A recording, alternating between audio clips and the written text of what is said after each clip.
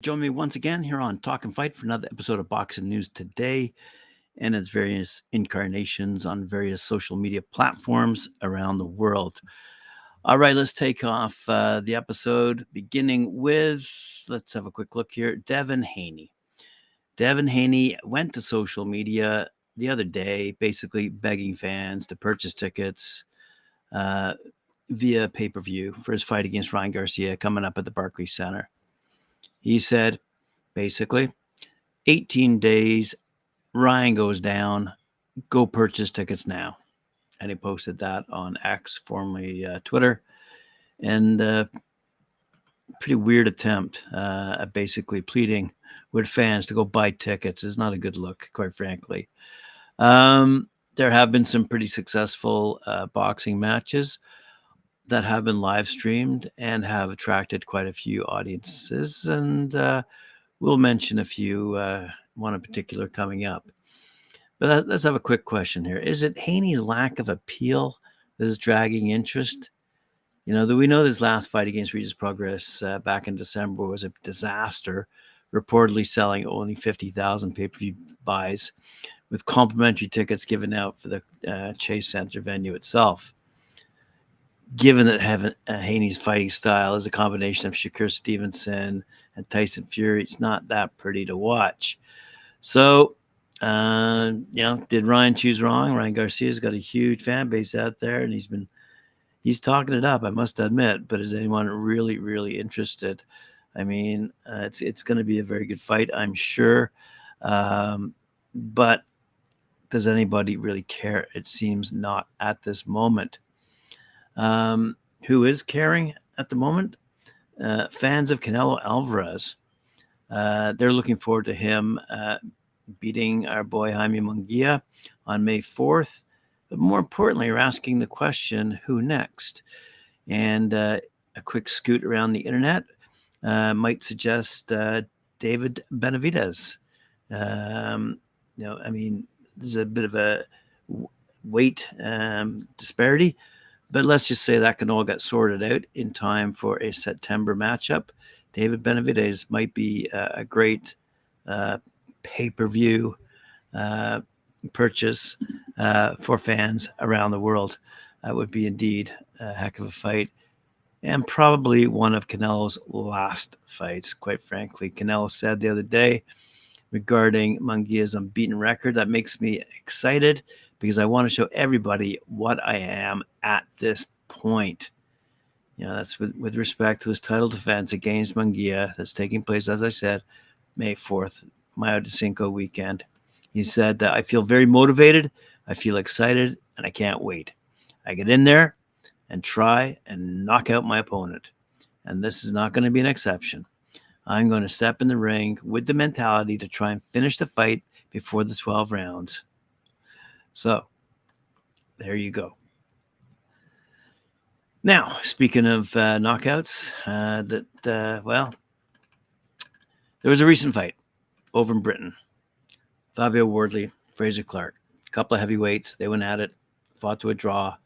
But Ben Shalom over Boxer is, quite frankly, ecstatic at the numbers he received for the fight online. So he promoted the event that took place at London's O2 Arena and attracted a peak audience of 746,000 boxing fans for the main event, and averaged throughout the undercard fights as well, which were quite exciting, and another 438,000 people who tuned in across the entire 4-hour broadcast, with a total reach of over 1.7 million. So that, fight fans, is something to brag about. Impressive figures without a doubt, and certainly going to increase bank accounts for not only Ben Shalom and Boxer and a stable of fighters, but also the fighters themselves that took place that probably had some kind of percentage in their clause with respect to some pay-per-view monies. It's interesting to note that Sky Sports, which has been broadcasting fights online over the past 10 years, this is the 5th most watched boxing event on Sky. behind the Eubanks Williams Shields Marshall fight, Caron Vargas fight, and the Taylor Catterall fight. So obviously the best numbers for a heavyweight fight, quite frankly. So that can only bode well for some upcoming heavyweight fighters. The undercard, as I mentioned, I'm sure there's a lot of Albanians out there watching Florian Marcu on the undercard, despite his loss to Chris Congo. Vital Riley, he retained his English cruiserweight title against Mikhail Lawal. And of course, Ben Whittaker dropped and then dominated Leon Willings, winning that battle as well, going undefeated in his move up the rankings. Good on Ben Whittaker on the undercard. And also Callum Simpson scored a showreel knockout over Dulam Bambe, and Alec Babbitt stopped Steve Robinson as well on that undercard. So some great fights on that particular card, drew some tremendous numbers. And Ben Shalom said this: "What we witnessed on Sunday was one of the greatest British heavyweight fights of all time." Now remember, they fought to a draw. At Boxer, we are committed to growing the sport to new audiences and giving our fighters the biggest possible platform to perform. The numbers are incredible. It shows the huge potential and appetite for boxing in the UK and Ireland. We had an amazing start to the year, and we look forward to delivering more massive fights with unmissable action in 2024. So there you go. Over in the UK, they're doing well with boxing, given the support they have among the traditional media. The Sun, the Mirror, for example, even the Guardian chimes in from time to time. Let's have a quick look at Sampson Lewkowicz and what he's saying with respect to Sebastian Fundora after his bloody victory over Tim Tszyu. Lewkowicz is the sole promoter of the newly unified WBC WBO 154-pounder. He's world champ in that division in those two organizations, and Lewkowicz wanted to clarify his position on a potential rematch, Fundora versus Tszyu. So he said, "We were also eager to make this fight. Many of our agreements were made verbally. There wasn't enough time, but I wish to make it clear that Team Fundora will honor the agreement. My word is equal to a signed contract. Tim Tszyu, your rematch is ready when you are." However, the WBO might have something else to say with respect to what they had previously said with respect to the winner of this particular fight. So Lewkowicz said, he doesn't mind the rematch. He might take the WBO mandatory or Errol Spence. He says, whatever the WBO says. So I, had a quick look around, and what did WBO President Paco Valcarcel comment? He said, after having watched the fight, he goes, basically, here's this quote: "Congrats to the new unified WBO junior middleweight champion, Sebastian Fundora, who defeated former champion Tim Tszyu, in a great fight via split decision in Las Vegas." Okay, scorecards: 116-112 Tszyu, 116-112 Fundora, 115-113 Fundora, said the WBO president. Sorry, and he added, "Great fight in Vegas. Tszyu shows again that he's one of the best 154-pounders. Congrats to Tim and Sebastian Fundora on a tremendous WBO title bout in which Fundora received a judge's decision. Next week, the WBO will order negotiations for Fundora versus Terence Crawford." So there you have it, straight from the horse's mouth. That's who Fundora will be looking at fighting. Oscar De La Hoya has stepped into the firing line. He posted a video whereby he's seen laughing at Rolly Romero's defeat to Isaac Pitbull Cruz over in Las Vegas. And moments after that was released, indicating the Golden Boy Boss in hysterics, inexplicably, quite frankly, after Cruz had stopped Romero, quite frankly, with a devastating blow, and in the process, dropping his WBA 140-pound title. So, Mayweather Promotions CEO Leonard Ellerbe laid into De La Hoya after that, as well as co-promoter Bernard Hopkins for kicking his fighter Romero while he was down. Said Ellerbe, wow, Raleigh is okay, but what if he wasn't and something tragic happened? Classless behavior from two Hall of Fame fighters and promoters, especially immediately after a fight, in my opinion. Props again to Isaac Cruz and his team on terrific performance. But he added, when you talk shit, you have to eat humble pie. I talk big shit about Cruz getting clipped, but I was wrong. My guy gave it his all and lost. But more importantly, he's okay. It's part of the game. I talk shit about Hearn all the time, but to his credit, he would never do any shit like that. We all talk shit to build fights up, but again, they don't know if he was okay afterward. They don't know anything. If anything checked out, everything was okay afterward, or if the young man went to the hospital. I was surprised at Bernard Hopkins, not at Oscar at all. Karma is a bitch.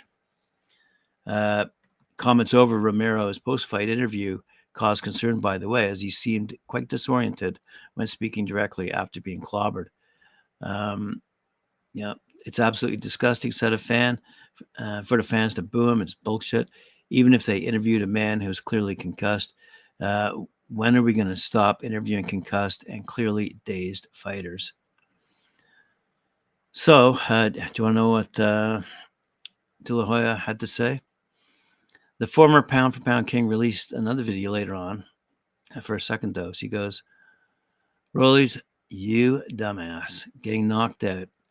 Focus on your opponent instead of focusing on me, said De La Hoya. All other fighters learn from Rollies. Don't talk shit about promoters. There are only 3 of us in the world.